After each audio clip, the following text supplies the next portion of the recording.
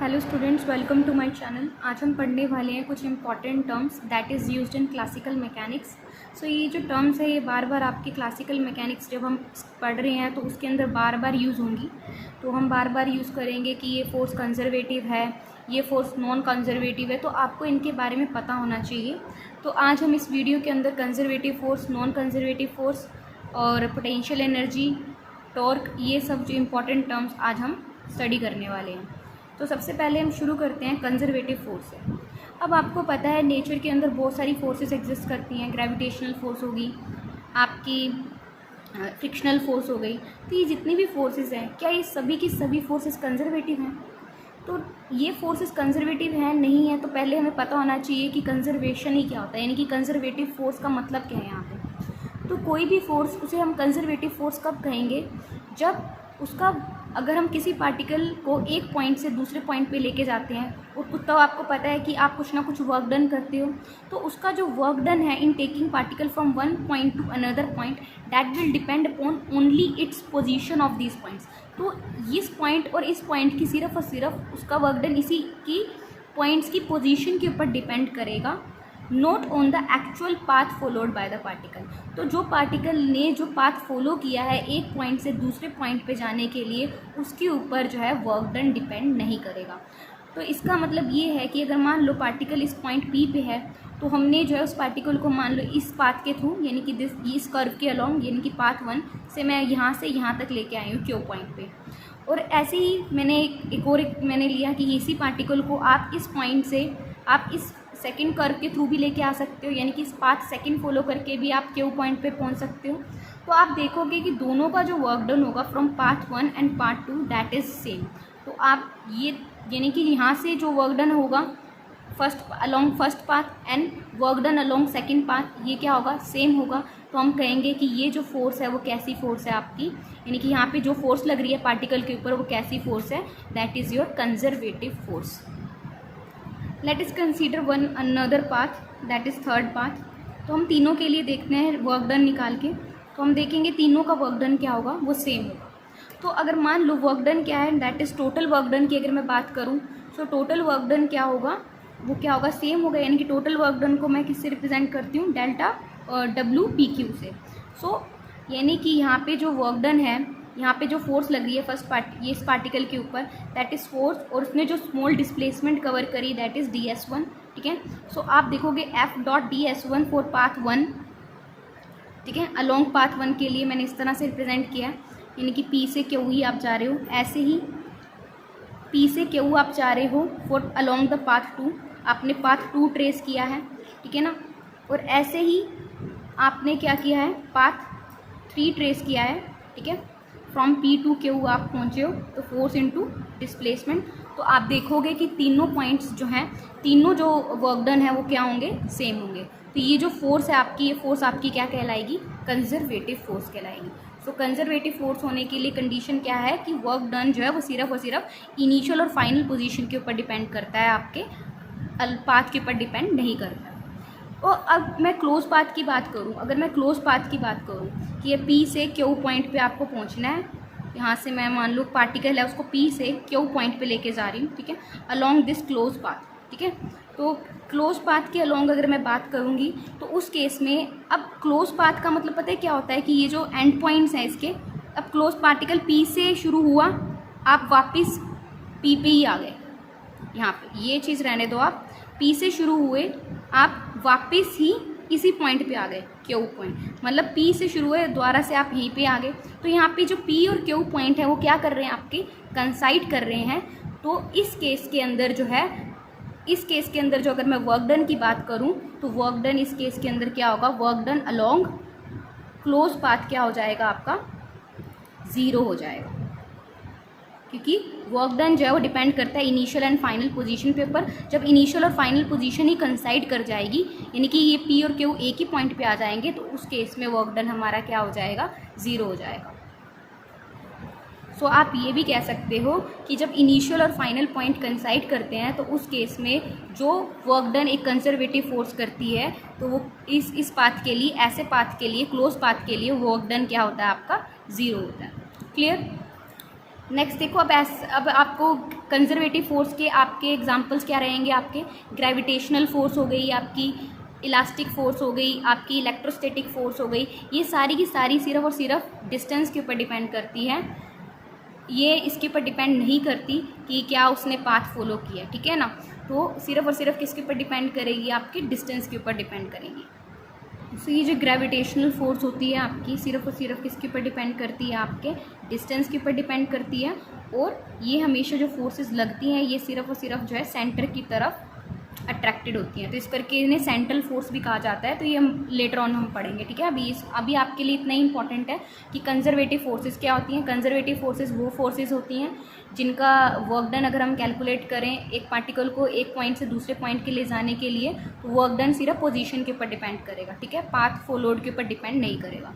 अब नेक्स्ट है non conservative forces. So next is your non conservative force. So non conservative force से आपको समझ में आ रहा होगा वो फोर्सेस जिनका वर्क डन जो है किसके ऊपर डिपेंड करेगा, actual path followed by the particle. जो पार्टिकल ने एक्चुअल पाथ फॉलो किया है उसके ऊपर डिपेंड करेगा। सो अगर आप इसका एग्जांपल अगर आप देना चाहो जैसे कि फ्रिक्शनल फोर्सेस, तो ऑफकोर्स फ्रिक्शनल फोर्सेस डिपेंड करती है ना कि कैसा पार्टिकल पाथ फॉलो करेगा, रफ सरफेस है या फिर स्मूथ सरफेस है, ठीक है। सो ये जो नॉन कंजर्वेटिव फोर्सेस होती हैं इनका जो वर्क डन है वो किसके ऊपर डिपेंड करता है, actual path followed by the particle. अब नॉन कंजर्वेटिव फोर्स की वजह से जो है जब पार्टिकल किसी क्लोज पाथ में मूव करता है तो उस केस में जो अगर हम वर्क डन कैलकुलेट करें तो अब देखो इस केस में देखो ये इनिशियल एंड पॉइंट्स के ऊपर डिपेंड नहीं कर रहा है, ये actual path followed by the particle के ऊपर डिपेंड कर रहा है। सो इन दैट केस जो वर्क डन होगा ना, अगर क्लोज पाथ के लिए भी अगर मैं वर्क डन निकालूँ, सो इन दैट केस ये हमेशा क्या होगा, दैट इज़ ऑलवेज पॉजिटिव। तो वो हमेशा क्या होगा, आपका पॉजिटिव रहेगा, ज़ीरो नहीं होगा। इस केस में जो है वर्क डन क्या था, अलोंग क्लोज पाथ, क्योंकि इनिशियल और एंड पॉइंट्स कंसाइड करके जब आप इसके अंदर वैल्यूज़ पुट करोगे और एंड पॉइंट्स पी और क्यू सेम ही होंगे, तो एंड पॉइंट्स पी और क्यू सेम होंगे तो उस केस में वर्क डन जीरो आ जा रहा था। पर इस केस में आपके एंड पॉइंट्स कंसाइड नहीं करते हैं, so in that case work done always comes out to be positive, तो पॉजिटिव ही आता है। तो आपकी फ्रिक्शनल फोर्सेज हो गई, इलेक्ट्रोस्टैटिक, इंडक्शन, डिसिपेटिव फोर्सेज जितनी भी हैं, आपकी विस्कस फोर्सेज, तो ये सारी की सारी आपकी कैसी हैं, नॉन कंजर्वेटिव फोर्सेज हैं। तो उन केस के लिए क्लोज इंटीग्रल अगर मैं कैलकुलेट करूँ, यानी कि क्लोज पाथ के, देखो integration along a close path, ठीक है। So that is along the close path की अगर मैं बात करूँ तो work done that is always positive. तो किसी भी क्लोज पाथ के लिए नॉन कंजर्वेटिव फोर्स का जो वर्क डन होता है वो हमेशा क्या रहता है, पॉजिटिव रहता है। लेकिन work done for a conservative force और उसका for close path that comes out to be zero. तो ये दोनों चीज़ें आपको ध्यान रखनी है, ठीक है। सो नेक्स्ट पॉइंट देखते हैं। सो नेक्स्ट पॉइंट देखो, पोटेंशियल एनर्जी। तो पोटेंशियल एनर्जी अगर मैं पार्टिकल की बोलूँ तो पोटेंशियल एनर्जी क्या होती है। So potential energy is due to its position, ठीक है ना। Energy possessed by a particle due to its position, ठीक है ना। पोजीशन की वजह से जो है जो एनर्जी पार्टिकल ऑक्यूपाई करता है उसको हम क्या कहते हैं, पोटेंशियल एनर्जी कहते हैं। तो अगर मान लो यहाँ पे ये पेन है, ठीक है, वो कुछ हाइट पे है, ठीक है, तो इसने अपनी कुछ हाइट की वजह से जो एनर्जी पोजेस कर रखी है तो वो आपकी क्या कहलाएगी, पोटेंशियल एनर्जी कहलाएगी, ठीक है। सो अब क्योंकि इसकी पोजीशन क्या है कि ये कुछ डिस्टेंस पे है, ठीक है ना, मान लो ये 10 सेंटीमीटर डिस्टेंस पे है, ठीक है, ग्राउंड से, तो इस वजह से जो है इसकी पोटेंशियल एनर्जी क्या होगी, mgh, आपको पता है, ठीक है। So potential energy is basically क्या होती है, that is due to some height और ड्यू टू सम पोजीशन। तो पोटेंशियल एनर्जी किसी भी पार्टिकल की आप क्या कहोगे, energy possessed by a particle due to its position. तो मान लो यहाँ पे हमारे पास क्या है, और आप ये भी बोल सकते हो कि पोटेंशियल एनर्जी जो पार्टिकल जो पोटेंशियल एनर्जी पोजेस करता है वो आप ये भी कह सकते हो उसके पास कुछ ना कुछ कैपेसिटी होती है टू डू सम वर्क। सो मान के चलते हैं यहाँ पे हमारे पास मैंने ये 3 कोऑर्डिनेट्स मैंने डिफाइन करे, ठीक है, x, y and z, ठीक है। तो हमारे पास मान लो कोई पार्टिकल था, वो कोई R2 पोजीशन पे था। तो पार्टिकल मान लो यहाँ पे जो है कोई सेकंड पोजीशन पे एक पार्टिकल था, तो उसका अगर मुझे पोजीशन डिफाइन करनी है तो that is given bye R2 vector, right. अब ये जो पार्टिकल है, अब इसके ऊपर हमने जो है कुछ वर्क किया, इसको मैंने क्या किया, इस 2 पोजीशन से मैंने इसको क्या किया, 1 पोजीशन पे डिस्प्लेस किया। इस पार्टिकल को मैंने 2 पोजीशन से डिस्प्लेस करके कहाँ पे लेके गई, मैं 1 पोजीशन पे। तो इस पॉइंट से जब मैं इस पॉइंट पे आई तो उस केस में जो है इस पॉइंट पे इस जो पार्टिकल है, फर्स्ट पॉइंट पे जब पार्टिकल है तो इसकी पोजीशन क्या आएगी, that is given by R1 vector. So आपने कुछ ना कुछ वर्क किया in taking a particle from this point 2 to some point 1, और ये जो पॉइंट 1 है आपका that is your reference point. तो ये हम इसको इस पार्टिकल को सेकंड पोजीशन से हम एक स्टैंडर्ड पोजीशन पे ले आए। तो मेरे स्टैंडर्ड पोजीशन का मतलब क्या आप कह सकते हो, रेफरेंस पॉइंट भी आप कह सकते हो। तो मैंने क्या किया, मैंने कुछ वर्क डन किया in taking a particle from this point to some point 1 and that point is your standard position, ठीक है ना। और इस स्टैंडर्ड पोजीशन पे आप ये भी कह सकते हो कि इस पोजीशन पे अगर मैं पोटेंशियल एनर्जी की बात करूँ तो वो मैंने कंसीडर करके चल रखी है कि ये जो स्टैंडर्ड पोजीशन है आपकी, तो यहाँ आप रेफरेंस पोजीशन भी कह सकते हो। तो उस केस में जो है हमारी पोटेंशियल एनर्जी है वो क्या है आपकी, ज़ीरो है। तो पोटेंशियल एनर्जी एट पॉइंट 1 की अगर मैं बात करूँ, यानी स्टैंडर्ड पोजीशन पे पोटेंशियल एनर्जी हमने क्या ले रखी है, ज़ीरो ले रखी है। तो हमने कुछ वर्क किया है from taking a particle from this point to this point, और ये जो पॉइंट है इस केस में हमारी पोटेंशियल एनर्जी क्या है, इस पॉइंट पे ज़ीरो है, ठीक है। So in that case potential energy एक तरह से क्या है, potential energy is nothing but capacity to do some work. तो यहाँ पे हमने वर्क क्या किया है, पार्टिकल को सेकेंड पोजीशन से डिस्प्लेस किया हमने फर्स्ट पोजीशन पे। तो मैंने R2 से R1 पे उसको मूव किया है। सो दैट इज़, मान लो जो मैंने फोर्स लगाई है दैट इज़ F, इसके ऊपर जो पार्टिकल के ऊपर जो फोर्स लग रही है दैट इज़ F, इनटू जो डिस्प्लेसमेंट हुई है दैट इज़ ds। मान लो ये जो small displacement that is ds। तो हमने कहाँ से लेके गए, हमने R2 से कहाँ तक मूव किया, इसको R1 वेक्टर तक मूव किया, ठीक है।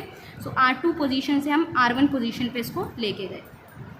सो इसको मैं इस तरह से भी लिख सकती हूँ R1 R2, ठीक है, क्योंकि अगर हम लिमिट्स जो हैं वो इंटरचेंज करते हैं तो माइनस का साइन आ जाता है। तो पोटेंशियल एनर्जी इस तरह से हम एक्सप्रेस कर सकते हैं। तो पोटेंशियल एनर्जी क्या है, that is nothing but work done in moving a particle from this point to this point, ठीक है। तो that is force into displacement, यानी कि R2 से R1 तक मूव किया। सो यहाँ से आप एक और डेफिनेशन निकाल सकते हो, पोटेंशियल एनर्जी को V से रिप्रेजेंट कर दो। तो पोटेंशियल एनर्जी इस पॉइंट R2 पे हम कैसे कह सकते हैं कि पोटेंशियल एनर्जी इस पॉइंट R2 के वो किसके इक्वल है, that is equal to work done by some external, against some external force, against some हमें जो वर्क डन यहाँ पे करना पड़ रहा है that is against some external force in bringing a particle from R1 position to R2 position. अब देखो फोर्स इस डायरेक्शन में लग रही थी, अब R1 से आप R2 में मूव कर रहे हैं, यानी कि 1 पॉइंट से आप सेकंड पॉइंट में मूव कर रहे हो, that is against the force. तो यहाँ पे जो पोटेंशियल एनर्जी इसकी क्या डेफिनेशन हो गई कि हमें जो है पोटेंशियल एनर्जी अगर मैं R2 की बात करूँ that is equals to work done against the force in bringing a particle from this standard position to point R2, ठीक है। क्लियर हो गया। पहले क्या था, हमने पोटेंशियल एनर्जी डिफाइन किया था that is work done in taking a particle from 2 to first position, ठीक है ना, जितनी अगेन अलोंग द फोर्स, ठीक है ना। बट यहाँ पे क्या है, force is acting in this direction and now हम क्या कर रहे हैं, हम वर्क डन कर रहे हैं अगेंस्ट दिस फोर्स, क्योंकि फोर्स इस डायरेक्शन में लग रही है। तो आप इस फोर्स के अगेंस्ट जो है क्या कर रहे हो, वर्क डन कर रहे हो। सो in that case potential energy at point R2 is work done against the force in taking a particle from this point to one point to second point, right। तो ये आपकी सेकंड डेफिनेशन भी आप इसको कह सकते हो। सो इसे आप इक्वेशन नंबर 1 ले लो। नाउ जो ये फोर्स है आपकी, ठीक है ना, तो वर्क डन जो आपका है फर्स्ट पोजीशन से आप सेकंड पोजीशन पे लेके आओ या सेकंड से आप फर्स्ट पोजीशन पे लेके आओ, वो नियरली किसके ऊपर डिपेंड कर रहा है, सिर्फ और सिर्फ ये वर्क डन किसके ऊपर डिपेंड कर रहा है, आपका इनिशियल एंड फाइनल पोजीशन के ऊपर डिपेंड कर रहा है। तो मैंने अभी थोड़ी देर पहले कंजर्वेटिव फोर्स डिफाइन की थी कि वो कंजर्वेटिव फोर्स कब होती है, जब वर्क डन हम करते हैं किसी भी पार्टिकल के ऊपर, उसको एक पॉइंट से दूसरे पॉइंट के ऊपर लेके जाते हैं and that work depend upon the initial and final position. तो यहाँ पे भी तो क्या ही हो रहा है कि यहाँ पे जो वर्क डन है 1 से सेकंड में जाओ या सेकंड से 1 में जाओ, दोनों वर्क डन सेम है, यानी कि जो वर्क डन है वो सिंपली किसके ऊपर डिपेंड कर रहा है, इनिशियल एंड फाइनल पोजीशन के ऊपर डिपेंड कर रहा है। यानी कि यहाँ पे जो फोर्स है, फोर्स कौन सी है यहाँ पे, पोटेंशियल एनर्जी वाली। तो यहाँ पे जो पोटेंशियल एनर्जी है दैट इज़ कैसी है, ये कंजर्वेटिव है। तो आपकी जो फोर्स है वो कैसी है, आपकी कंजर्वेटिव है, तो आपका पोटेंशियल एनर्जी भी कैसी होगी, कंजर्वेटिव होगी। तो पोटेंशियल एनर्जी भी क्या होगी, आपकी कंजर्वेटिव होगी। और जब पोटेंशियल एनर्जी जब कंजर्वेटिव होती है ना बच्चे, यहाँ पे जो हम फोर्स लगा रहे हैं वो कैसी है, आपकी कंजर्वेटिव है। तो उस केस में जो आपका पोटेंशियल एनर्जी होती है वो किसका फंक्शन होती है, सिर्फ और सिर्फ आपके एनर्जी जो है वो सिर्फ और सिर्फ आपके डिस्टेंस का फंक्शन होती है। ये याद रखना कि यहाँ पे जो एनर्जी होगी वो सिर्फ और सिर्फ किसके ऊपर डिपेंड करेगी, डिस्टेंस के ऊपर डिपेंड करेगी। तो यहाँ पे जो है डिस्टेंस कह लो या सिर्फ आप कह लो कि हाँ डिस्टेंस के ऊपर डिपेंड करेगी। आप ये भी कह सकते हो कि v, यहाँ पे जो v है वो किसके ऊपर डिपेंड करेगा, सिर्फ r वेक्टर के ऊपर डिपेंड करेगा। और आप ये भी कह सकते हो v किसके ऊपर डिपेंड करेगा, सिर्फ किसका फंक्शन होगा वो सॉरी आर का v जो है वो किसका फंक्शन होगा आपका, v डिपेंड करेगा सिर्फ r के ऊपर यानी कि मैग्नीट्यूड के ऊपर। तो v किसका फंक्शन होगा, सिर्फ x y z का फंक्शन होगा, राइट। तो ये याद रखना, अगर कोई भी फोर्स कंजर्वेटिव फोर्स होती है तो इन दैट केस एनर्जी जो है वो किसका फंक्शन होती है, आपका डिस्टेंस का फंक्शन होती है। एनर्जी किसका फंक्शन होती है, डिस्टेंस का। तो नाउ यहाँ पे हमें पता लग गया कि जो फोर्स कैसी है, कंजर्वेटिव है, तो एनर्जी किसका फंक्शन होती है, डिस्टेंस का। तो यहाँ पे जो एनर्जी है that is potential energy. So potential energy is a function of distance. तो पोटेंशियल एनर्जी किसका फंक्शन होगा, आपका एक्स वाई जेड कोऑर्डिनेट्स का होगा। अब मुझे जो है पोटेंशियल एनर्जी में चेंज कैलकुलेट करना है। तो उसके लिए जो है जब चेंज कैलकुलेट करना होता है और आपके पास एक से ज़्यादा आपके पास क्या हो, वेरिएबल हो। यहाँ पे वेरिएबल क्या है, एक्स में भी चेंज हो सकता है पोटेंशियल एनर्जी में, वाई में भी, जेड में भी। So in that case we have to use the Taylor's theorem. So Taylor's theorem हम कैलकुलेट करेंगे to calculate the change in V. तो हम फर्स्ट ऑर्डर डेरिवेटिव ही करेंगे सिर्फ। So D we is equals to partial derivative of V with respect to X into D X, partial derivative of V Y with respect to v with respect to y into D Y plus partial derivative of v with respect to z into d z. ठीक है, तो इसको अगर ये इस चीज़ को मैंने इस तरह से लिख लिया कंपोनेंट्स की फॉर्म में, तो इस तरह से लिखा जा सकता है ये plus J cap into partial derivative of v with respect to y plus K cap into partial derivative of v with respect to z। ऐसे ही मैंने इसको लिख लिया D X I cap plus में D Y J cap plus में D Z K cap. क्या मैं इसे ऐसे लिख सकती हूँ, आपको पता है कि जो डॉट प्रोडक्ट होते हैं आई का आई के साथ डॉट प्रोडक्ट क्या होता है, दैट इज इक्वल्स टू 1, और आई का जे के साथ डॉट प्रोडक्ट क्या होगा आपका, जे का जे के साथ डॉट प्रोडक्ट भी क्या होगा 1, एंड के का के के साथ भी क्या होगा डॉट प्रोडक्ट 1। सो आप लिखोगे जब इसको इससे आई को आई से मल्टीप्लाई करोगे तो कैसे लिखा जाएगा, partial derivative of V with respect to X into D X ही आ जाएगा। ऐसी सेम यही चीज़ आ जाएगी आपके पास जब आप इसको इससे मल्टीप्लाई करोगे, आई को आई के साथ मल्टीप्लाई करोगे और जे को जे के साथ एंड के को के के साथ। और आई जे जे के ये सारे क्या होते हैं आपके ज़ीरो होते हैं, आई को जे के साथ करोगे तो वो ज़ीरो होगा। ठीक है, सो ये आपको पता होने चाहिए ये रूल्स। तो यहाँ पे हमारे पास क्या हो जाएगा, आई कैप इंटू, मैंने पार्शियल डेरिवेटिव बाहर ले लिया इस तरह से, मैं एक न्यू टर्म डिफाइन करने वाली हूँ अभी इस तरह से मैंने इसको लिख लिया वी इंटू, यहाँ पे पार्शियल डेरिवेटिव सबके बाहर ले लिए, v जो है that is something that is constant, तो कांस्टेंट मैंने बाहर ले लिया पोटेंशियल एनर्जी।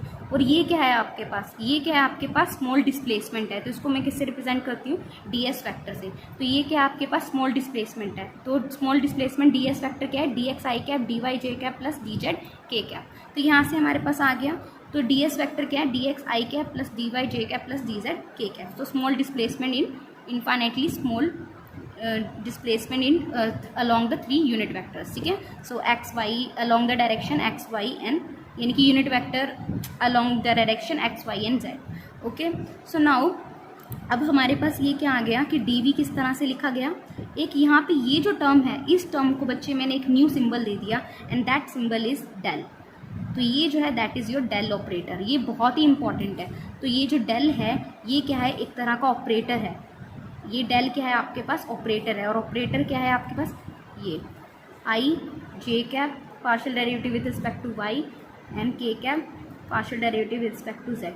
तो ये जो है that is your del operator. तो यहाँ से हमने एक न्यू ऑपरेटर डिफाइन किया है that is del operator. So D we is equal to del we into D S factor. तो यहाँ से हमारे पास अब देखो, यहाँ से हमारे पास क्या आ जाएगा, इसे इक्वेशन नंबर 2 ले लो। तो अब हमें पता है कि जो फोर्स है पोटेंशियल एनर्जी है, हमने डिफाइन की थी स्टार्टिंग में ही। पोटेंशियल एनर्जी हमने इक्वेशन नंबर 1 में क्या डिफाइन की थी, माइनस R1 से R2 F dot d S, इस तरह से डिफाइन की थी। तो यहाँ से हमारे पास क्या आ गया, फर्स्टली अगर हम total change in potential energy calculate करें तो हमें क्या करना पड़ेगा, इंटीग्रेट करना पड़ेगा, यानी कि 1 पॉइंट से सेकंड पॉइंट में कितना टोटल चेंज आया है पोटेंशियल एनर्जी में, तो we have to integrate it. So हम इंटीग्रेट करेंगे इक्वेशन नंबर 2 को, इंटीग्रेट करो आप इक्वेशन नंबर 2 को। So in that case v is equals to क्या आ जाएगा, del v into V into D S factor, और इंटीग्रेट क्या करेंगे हम 1 से 2। ठीक है, सो डी वी को आप इंटीग्रेट करोगे, d v is nothing but del v into D s. Vector. तो यहाँ से हमारे पास क्या आ जाएगा, इसे इक्वेशन नंबर 3 मान लो। अब देखो यहाँ से कंपेयर करो, इक्वेशन नंबर 1 थी R1 से R2 यानी कि फर्स्ट पॉइंट से second point F dot d s. यहाँ पे क्या पोटेंशियल एनर्जी 1 से 2 del we into D s. यहाँ पे क्या है minus f dot d s. तो यहाँ पे डी एस एक जैसे हैं और यहाँ से R1 R2 आप सेम पॉइंट्स पे मूव कर रहे हो, तो F क्या आ जाएगा यहाँ से इक्वेशन नंबर 3 और 1 से आपके पास, मैं 1 इक्वेशन द्वारा लिख देती हूँ आपके लिए कि आपको ईजी हो जाए। ये जो पोटेंशियल एनर्जी है 1 से सेकेंड पॉइंट की, that is minus of F dot d s.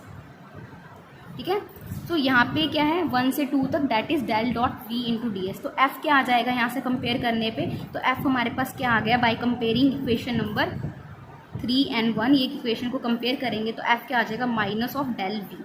तो यहाँ पे हमारे पास फोर्स किसके इक्वल निकल के आ गई, माइनस ऑफ डेल वी। तो ये जो डेल वी है इसको हम क्या कहते हैं कि force is nothing but minus of gradient of v. तो ये आपको याद रखनी है कि जो फोर्स है that is minus of gradient of v. Del v को हम क्या बोलते हैं, minus of that is gradient of v. ठीक है, सो यहाँ पे हमारे पास जो कंजर्वेटिव फोर्स आई है वो क्या है, नेगेटिव आ रही है। कि कंजर्वेटिव फोर्स कैसी है आपकी, नेगेटिव है। तो नेगेटिव का मतलब यहाँ पे क्या है कि जो एफ की डायरेक्शन है that is in the direction of decreasing v. तो एफ की डायरेक्शन क्या है, उस डायरेक्शन में फोर्स लग रही है जहाँ पे एनर्जी क्या हो रही है, डिक्रीज हो रही है। ठीक है, सो एफ क्या है, that is negative of gradient of potential function.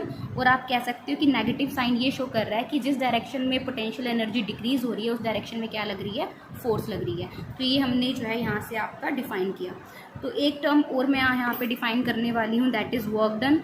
तो अगर मुझे वर्क डन निकालना है in terms of potential energy for conservative force के लिए ही,